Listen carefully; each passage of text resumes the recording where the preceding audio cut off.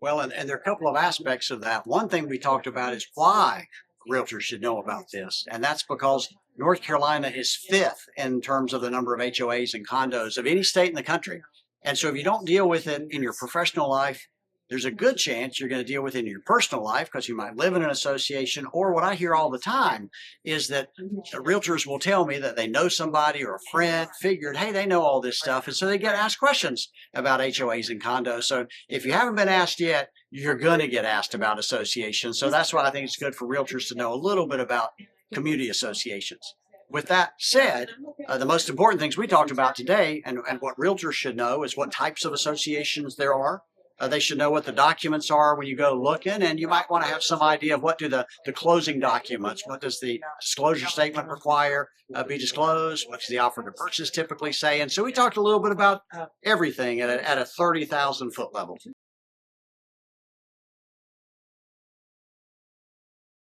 There are some documents that tend to be with every association, whether it's a homeowners association, which could include townhomes, or whether it's a condominium.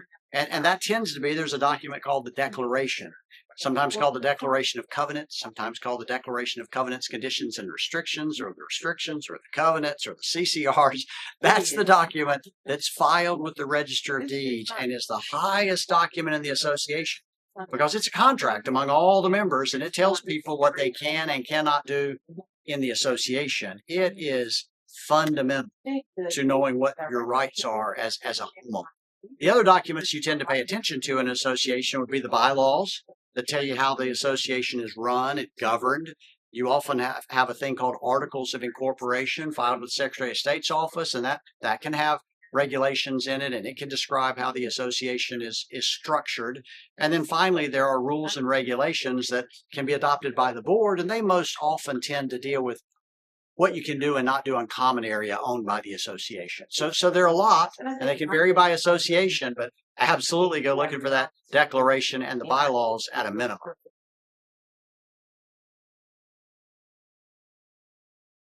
It helps that I'm really old.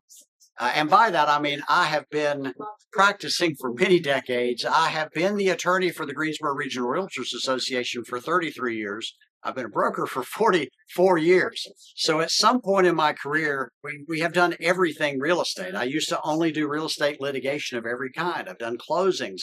Our firm has one of the larger real estate practices in terms of closings, both commercial and residential, of any firm in North Carolina. And our practice at Law Firm Carolina, so I can clearly say we have one of the largest HOA condo practices in North or South Carolina. So my day can deal with anything real estate, and if I don't handle it, somebody at our firm handles anything that is real estate related, including representing agents with the state or in lawsuits involving real estate disputes. So anything real estate, Law Firm Carolinas does it.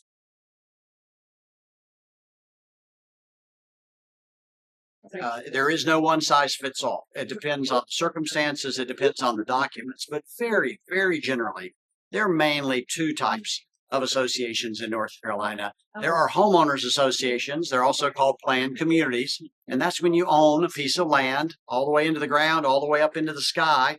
And then the association tends to own the common area of the association. Townhomes, interestingly, are the same as a homeowners association. They're the same as a planned community. They're just a type in which you tend to own just the footprint of your property rather than a big old lot with lots of land. The other type of association you most often see in North Carolina is a condominium, completely different statutes, completely different documents. In a condominium, you tend to own just the inside of your unit, possibly the walls in, and then everybody who lives in the association together owns all of the common area. There are different statutes that deal with condominiums and homeowners associations. There are different rules, there are different federal laws, and so it matters what type of entity you live in, and you should at least make certain you know which one it is.